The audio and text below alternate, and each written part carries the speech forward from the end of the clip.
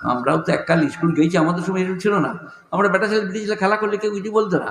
এখন বাবা টিউশনি বেলা 9টায়, ওই 8:30টায় চলে যাচ্ছে। তার মা বলছে আমার বৃত্তির এত পড়ার মন না, সকালে করে চলে যাচ্ছে। বোন উধার হায়দারও সকাল করে চলে এসেছে। ওই 8 ঘন্টা গড় লয়ে পয়ে, তুমি আমার আমি তোমার, I love you my dear, come here, you sit by me, তোমাকে দারুণ দেখতে লাগছে, তোমার আঙুলগুলো লম্বা লম্বা, কত রকম প্রেমের কথা গো।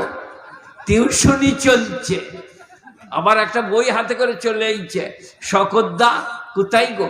মা বললে ওপরে আছে দেখগা। বই পাল্টাপাল্টি করবে, পাল্টায় নাই, নিচে করে একটা বই নিয়ে চলে এসেছে।